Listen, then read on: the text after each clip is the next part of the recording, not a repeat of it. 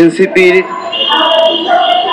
একজন সদস্য, কেন্দ্রীয় নেতা, এনসিপির কেন্দ্রীয় নেতা নাসির উদ্দিন পাটোয়ারি বলল, বাংলাদেশে ভারতের এক্সটেনশন দুটা দল আছে, একটা দল হলো আওয়ামী লীগ, আর একটা দলের নাম কি কেউ জানেন?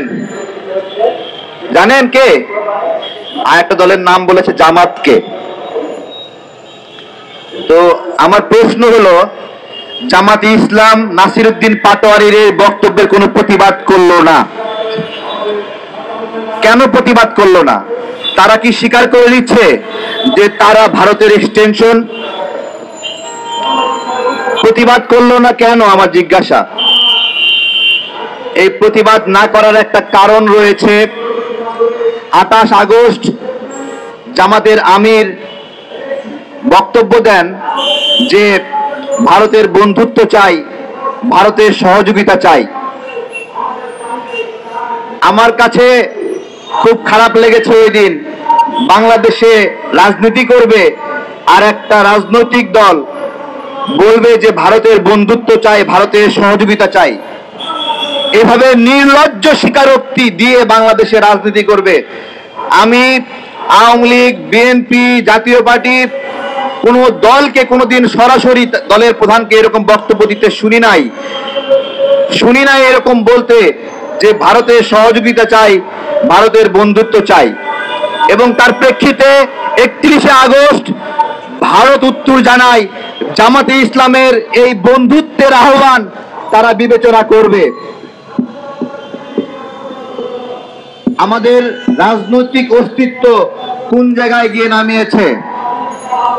জামাতকে ক্ষমতায় যেতে হবে, এই জন্য ভারতের সহযোগিতা চাই, ভারতের বন্ধুত্ব চাই। ভারত অবশ্য শুধু আওয়ামী লীগকে দেয় নাই, জামাতকেও দেওয়া শুরু করেছে। জামাতকে নতুন করে দিয়েছে হলো পিআর পদ্ধতি। ভারত জামাতকে খালি হাতে ফেরায় নাই, জামাতকে বলেছে যাও তোমাদেরকে পিআর দিয়ে দিলাম, তোমরা পিআর নিয়ে এখন নাচানাচি করো। এই হলো বিষয়। এখানে টাইটেল দেওয়া হয়েছে সুন্দর, ভারত কি আমাদেরকে বিপদে ফেলতে চায়? এখন ভারত আমাদেরকে বিপদে ফেলার কোনো সুযোগ নাই, কোনো সুযোগ নাই। যদি আওয়ামী লীগের মতো কোনো দল থাকে তার মাধ্যমে বিপদে ফেলতে পারে, আর যদি জামাতের মতো কোনো দল থাকে তার মাধ্যমেও বাংলাদেশকে বিপদে ফেলতে পারে। যদি এই দুই জায়গা থেকে কোনো সহযোগিতা ভারত না পায়, তাহলে অন্তত তারেক রহমানের কাছ থেকে ভারত কোনোদিন সহযোগিতা পাবে না। কারণ এই বেগম খালেদা জিয়া গণতন্ত্রের মা, তার ভারতের প্রতি বিদ্বেষ এবং ভারতের প্রতি ব্যবস্থাপনার কারণে সংবাদ মাধ্যমে নিউজ হয়েছিল ভারতের পিঠে খালেদার চাবুক। আমরা ভুলে গেছি? ভুলে গেছি না আমরা? ভুলে গেছি না আমরা।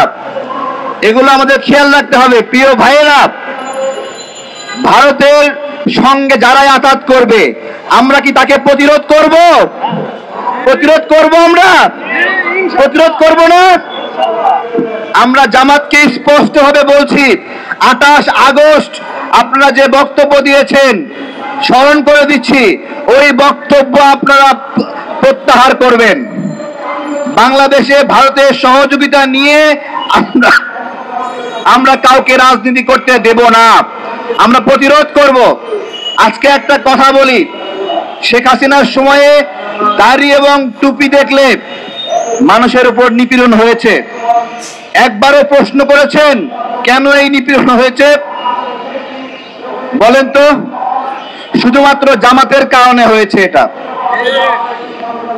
আমাদের দুর্ভাগ্য কি জানেন? আমাদের বাংলাদেশে একটা ইসলামিক দল নাই শক্তিশালী, যারা স্বাধীনতার পক্ষের শক্তি। দুঃখ, যে কারণে ওই জায়গায় অ্যাঙ্গেল করে করে দাড়ি এবং টুপিওয়ালা মানুষগুলোকে আক্রমণ করা হয়েছে। এছাড়া অন্য কোনো কারণে কেউ বলতে পারবে না তাবলিগ জামাত করার কারণে তার উপর আক্রমণ হয়েছে, হেফাজতে ইসলাম করার কারণে আক্রমণ হয়েছে। জামাত এমন একটা রাজনৈতিক ন্যারেটিভের উপর রাজনীতি করে যে ন্যারেটিভের কারণে দাড়ি এবং টুপিওয়ালা মানুষগুলোর উপরে এই নির্যাতন হয়েছে। আমরা এগুলো গভীরভাবে যদি পর্যালোচনা না করি তাহলে আমাদের ইসলাম যেরকম আক্রান্ত হবে তেমনি আমাদের দেশ আক্রান্ত হবে। গত কয়েকদিন যাবৎ একটা গল্প ছড়ার চেষ্টা করা হচ্ছে যে মুক্তিযুদ্ধে 2000 মানুষ নিহত হয়েছে। আমি পিনাকি ভট্টাচার্য দাদাকে বলছি, আপনি তো আলোচনা এমন এক জায়গায় নিয়ে যাবেন যে মুক্তিযুদ্ধ নামে কোনো যুদ্ধই বাংলাদেশে হয় নাই, কারণ লক্ষ লক্ষ শহীদের সংখ্যা নামিয়ে 2000-এ নামিয়ে নিয়ে এসেছেন। 10 বছর পরে বলবেন বাংলাদেশে কোনো যুদ্ধ হয়েছিল না, আরো বলবেন যে জামাত মুক্তিযুদ্ধের সপক্ষের দল, আর বলবেন গোলাম আজম বাংলাদেশের একজন বীর শ্রেষ্ঠ। এইরকম একটা তৎপরতা।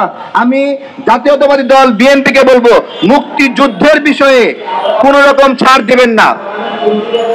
ইলিয়াস পিনাকি সহ কিছু ইউটিউবার চেষ্টা করেছে যে মুক্তিযুদ্ধের স্মৃতিকে ভুলণ্ঠিত করতে। মুক্তিযুদ্ধের স্মৃতি হলো বিএনপির স্মৃতি।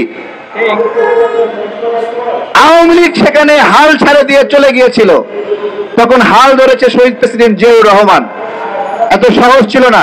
সুতরাং এই গৌরবান্বিত স্মৃতি কোনোভাবে মাটিতে মিশতে দেওয়া যাবে না, এটাই চেষ্টা করা হচ্ছে। আমাদের এই আদর্শিক জায়গাতে বারবার আঘাত করা হচ্ছে। আঘাত করে বলা হচ্ছে যে মুক্তিযুদ্ধ অপ্রাসঙ্গিক, স্বাধীনতা যুদ্ধ অপ্রাসঙ্গিক। বলা হচ্ছে যে এটা ভারতের, ভারত সব সময় দাবি করে 1971 সালের যুদ্ধ তাদের যুদ্ধ। ভালো কথা, ভারত দাবি করে। তাহলে এই দাবিতে যারা সমর্থন দেয়, ভালো করে বোঝেন, ভারত দাবি করে 71-এর যুদ্ধ তাদের যুদ্ধ, এই দাবিকে যারা সমর্থন করে তারা ভারতের দালাল নাকি? তাই না? জামাত যদি বলে 71-এর যুদ্ধ ভারতের যুদ্ধ, তাহলে জামাত ভারতের দালাল নাকি? তাই না? 71-এর যুদ্ধ আমাদের যুদ্ধ, আমাদের পরিবার ক্ষতিগ্রস্ত হয়েছে, আমাদের বাচ্চারা খুন হয়েছে, আমাদের আমাদের আমাদের বাংলাদেশের এই যে নাগরিকরা, এটা সাহসী সন্তানদের নাগরিক, সাহসী সন্তানদের একটা দেশ। এই সাহসী সন্তানরা কোনো সময় আপোষ করেনি। আপনারা ভালো করে দেখেন যে ব্রিটিশদের বিরুদ্ধে লড়াই, সেই লড়াইয়ে গান্ধী সাহেবরা তারা হলো অহিংসা আন্দোলন করেছে, কিন্তু প্রথম সহিংসা আন্দোলন শুরু হয়েছে চট্টগ্রাম থেকে। মাস্টারদা সূর্য সেন আমাদের সন্তান, ভারতের সন্তান না। এই ইতিহাসগুলো দৃঢ়ভাবে বলতে হবে। আমাদের লড়াইয়ের কথা আমাদেরকে বলতে হবে। আমাদের লড়াইগুলোকে অপ্রাসঙ্গিক বানানোর ষড়যন্ত্র করা হচ্ছে, আমাদের ত্যাগগুলোকে অপ্রাসঙ্গিক বানানোর ষড়যন্ত্র করা হচ্ছে। আমরা এই ষড়যন্ত্রগুলো রুখে দিব তো? আপনারা জিজ্ঞাসা করেছেন ভারতকে আমাদেরকে বিপদে ফেলতে চাই। ভারত আমাদেরকে বিপদে ফেলতে তখনই পারবে যখন আমরা ওদেরকে সুযোগ দেব। ভাই, ভারতের আমাদেরকে গিলে খাওয়ার সক্ষমতা নাই। আমাদেরকে গিলে খেলে পেট ফেরে ছুঁড়ে ফিরে আমরা বের হয়ে আসব, এত সহজ না। বাংলাদেশের সাথে ভারত যদি যুদ্ধ শুরু করে, পাকিস্তানের সাথে যুদ্ধ শুরু করে, ভারত কোনোদিন জিতে নাই কোনোদিন। জিতছে কোনো যুদ্ধে কেউ দেখাতে পারবে? 1971 সালে আমরা আমাদের সক্ষমতা জিতেছি, ভারতের সক্ষমতা জিতে নাই। এবং আমরা বলছি, ভারত যদি বাংলাদেশের সঙ্গে যুদ্ধ শুরু করতে চায়, ওই যুদ্ধ আজীবন শেষ করতে পারবে না ভারত, আমরা বলে দিচ্ছি। এবং ভারত ভেঙে খান খান হয়ে যাবে। তাদের দাঁত দিয়ে আমাদেরকে যদি কামড়াতে চায়, সমস্ত দাঁত আমরা ভেঙে গুরমার করে দিব। ভালো।